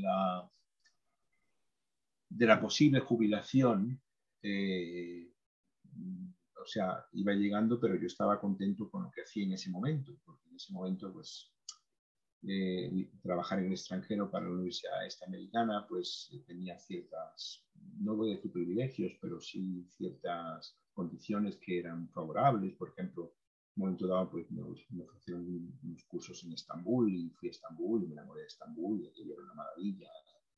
Pero vino el golpe de Estado y tuve que regresar y entonces comprendí que regresar a Madrid sería volver al aburrimiento de la típica, los típicos estudiantes borrachos que venían a la discoteca todas las noches, todos los días borrachos. Y entonces fue cuando hice las cuentas, vi que podía jubilarme y dije, prefiero ganar muchísimo menos, aunque me permitirá vivir, que ganar mucho más, pero estar absolutamente, sentirme miserable y abandonado y una isla desierta, ¿no? Entonces me jubilé y eso, o sea, vivo, no necesito mucho más para ser feliz, ¿no? Entonces, Pero ¿qué pasó en la UAC? O sea, ¿qué es lo que comenzaba a disgustarle el profesor, perdón, en la Universidad de Querétaro, vaya? ¿Qué es lo que comenzaba a hacerle ruido a usted? No, digamos que conectándolo con lo que te digo a ti, les digo en general a los jóvenes, es que pues de repente te puedes encontrar solo, ¿no? O sea, ¿qué pasa si mi manera de entender la filosofía es diametralmente opuesta a la de mis 9 colegas del área de filosofía? Pues y además que llega un momento en el que se interrumpe la comunicación. ¿Verdad? O sea, pasa que, bueno, pues que hay que sacar la cuenta y darse cuenta de no los he podido convencer, ellos no me van a convencer a mí, bueno, pues está bien, abandonas la plaza y que ellos hagan la facultad y tú haces tu rinconcito de facultad, ¿no? O sea, por decirlo rápido, ¿no? Aunque bueno, estoy simplificando mucho porque todo esto tiene que ver también con que es el periodo en el que a su vez se va destruyendo toda vida universitaria. Es el periodo en el que te obligan a participar en los cuerpos colegiados, que le llaman, y hasta miden tu participación en los cuerpos colegiados, pero al mismo tiempo los anulan completamente porque estos cuerpos colegiados ahora están sometidos a los indicadores, ¿no? Entonces, a mí me tocó todavía la época en la que te reunías para analizar la realidad, ¿no? Oigan, ¿cómo está esto? Los estudiantes están contentos, no están contentos, se inscriben, no se inscriben, aprenden, no aprenden, cosas reales, ¿no? A pasar a, oigan, es terrible, los indicadores están así, los evaluadores nos dicen esto, podemos concursar por estos recursos, ¿verdad? O sea, se da esta transformación en paralelo a lo de... que además, bueno, estoy dando mi versión, ¿no? O sea, yo tengo un desencuentro con el resto de mis colegas, pero a su vez cada uno de mis colegas tiene un desencuentro quizás menor que el mío, pero también cada uno de mis colegas tiene un desencuentro con el resto de los colegas, ¿no? Entonces, hay una situación compleja que a la hora de hablar yo con los jóvenes, a quienes sí les diría, piénsatelo bien si quieres hacer una carrera universitaria, yo no le diría no la hagas, pero sí le diría no la hagas solo. Haz grupo. Haz grupo. Tienes grupo, te puedes defender. Por ejemplo, algo que a mí me indignó mucho y resistí es lo de checar tarjeta. En una facultad pequeña, donde todos vemos lo que hacen los demás, de repente quieren obligarte a checar tarjeta. Entonces, yo a checar tarjeta, ¿verdad? O sea, ¿verdad? Te empiezan mezquinamente a medir el tiempo que estás trabajando cuando tú les regalas cantidad de tiempo extra a la universidad, ¿no? Entonces yo me negué y es uno de los pequeños grandes conflictos que tuve en mi facultad. Y cuando se lo comentaba a colegas de otras facultades, me decían, sí, a nosotros quisieron imponernos este acto, ¿no? Pero todos estuvimos de acuerdo en mandarlos al diablo y no lo hicimos. Entonces, hay una diferencia importante. Si tú eres el único el que indigna cierta medida, pues puedes poco, salvo la protesta frente a ella, ¿no? Pero si hay un pequeño grupo, ese pequeño grupo puede pararla, ¿no? Y bueno, así como en este caso, pues en otros, ¿no? Precisamente todo este sometimiento a los indicadores, pues te aparta de la realidad y es muy difícil que aislado tú puedas tratar de conectar con la realidad lo que toda esta maquinaria de desrealización está imponiendo. De nuevo, con un pequeño grupo, si se trata de una pequeña realidad, como la realidad de una facultad, creo que sí se podrían hacer cosas, ¿no? Pero eso, mi experiencia es que en solitario es muy difícil, o prácticamente imposible, porque por otro lado tampoco te dejan tener estudiantes, porque la vida de los estudiantes también la aceleran de tal forma que al mismo tiempo que te obligan a tenerlos, te obligan a atender estudiantes en los veranos de la investigación, te obligan a publicar con los estudiantes, te obligan a titular estudiantes con tesis, ¿no?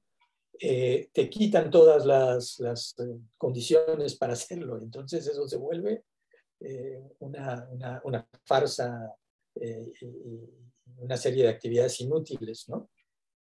No totalmente inútiles, pues, porque, en fin, entonces viene el reto de a esta situación, a esta tarea inútil, dale sentido.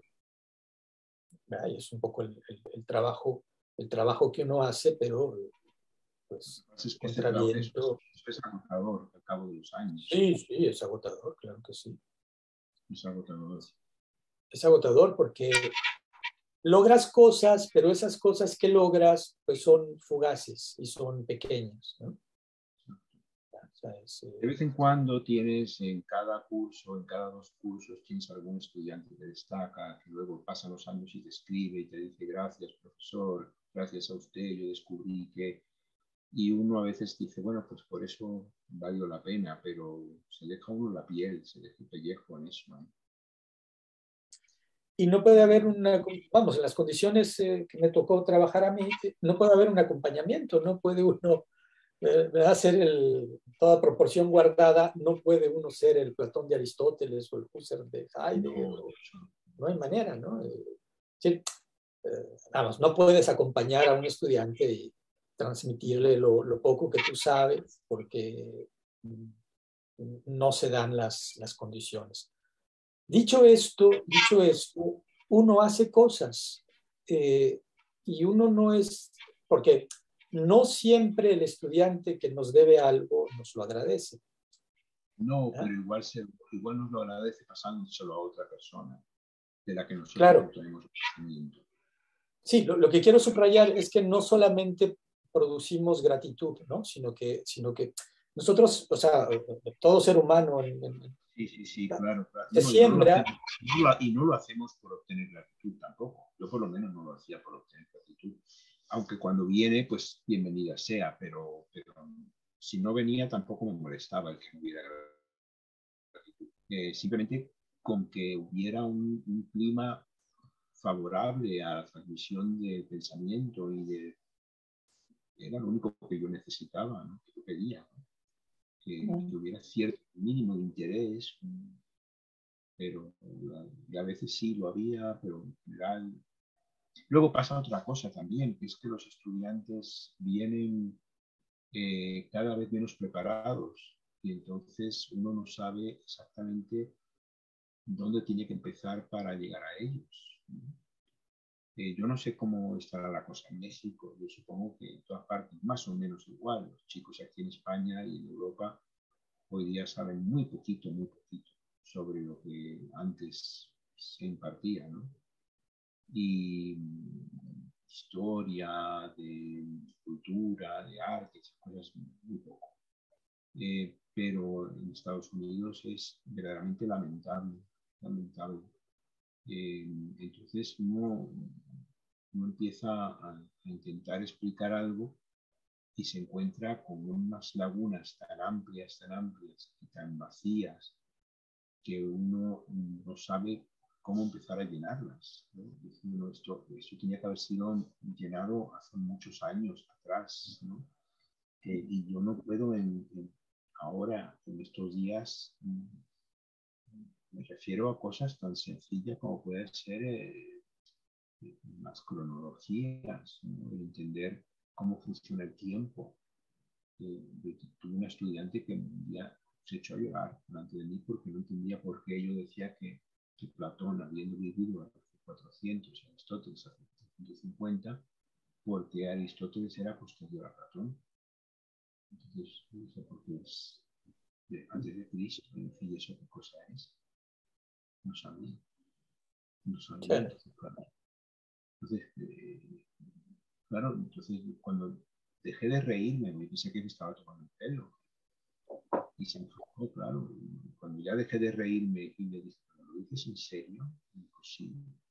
Entonces empecé a preguntarle, bueno, ¿y por qué estamos en el año 1999 y no estamos en el 5850 o en el 345? Y queda así y dice, pues nunca había pensado en eso.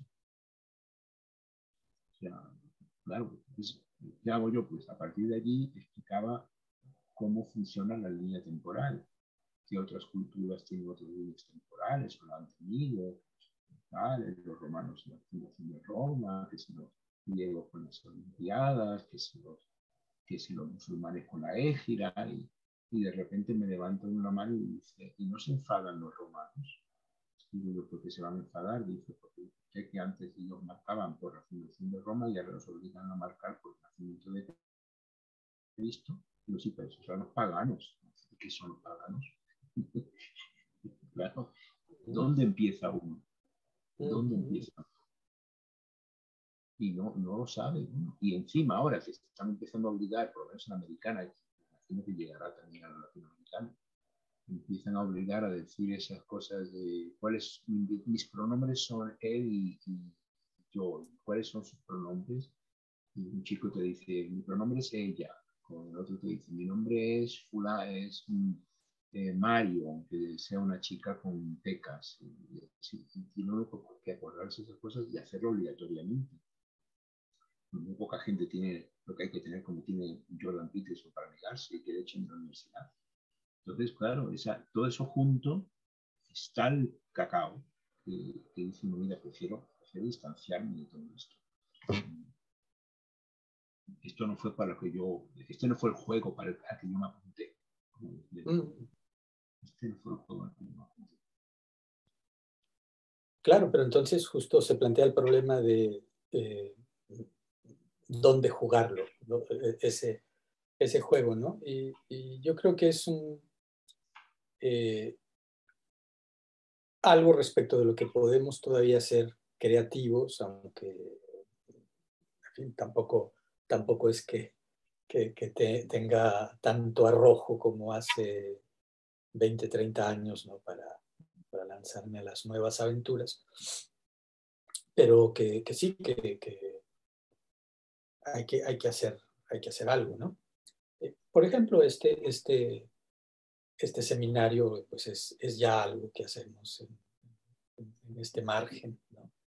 Sí, en efecto, yo creo que estas actividades paralelas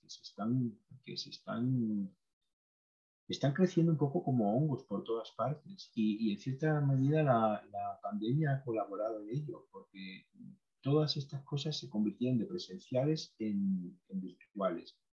Y al ser virtuales dio la idea a mucha gente de abrir otras. Puesto que esta funciona, vamos a abrir otra nueva. Y se han creado seminarios como este, muchos. Algunos son mejores que otros, algunos son muy buenos, y posiblemente, no sé,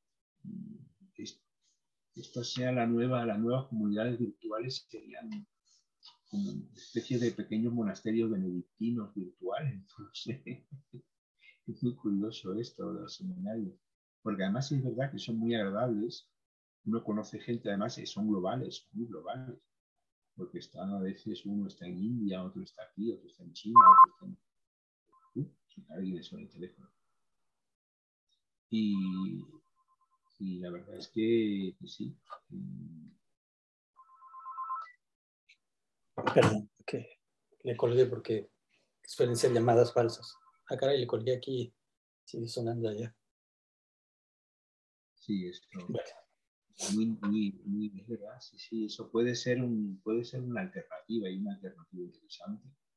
Y es verdad que se imparte conocimiento y se discute de forma como debe discutirse y se habla como debe hablarse y se conoce y se aprenden cosas. Sí, sí. Los organizadores que llegados a este momento, Gladium, Raúl, ¿cómo ven esta experiencia? Pues grata, mira, pasa mucho con todos los seminarios que he estado, aunque Oscar no me lo crea, pero pasa con todos los seminarios, que bueno, profundizamos en Descartes, etcétera, y siempre hablamos de otra cosa, pero es lo normal y creo que es lo bueno, y eso es bueno, o sea, si se monopoliza siempre mucho en algo, no es bueno, o sea, siempre tienen que sacar temas, ¿no? Siempre tienen que sacar temas nuevos, o temas que están en relación y luego, ¡fum!, nos vamos.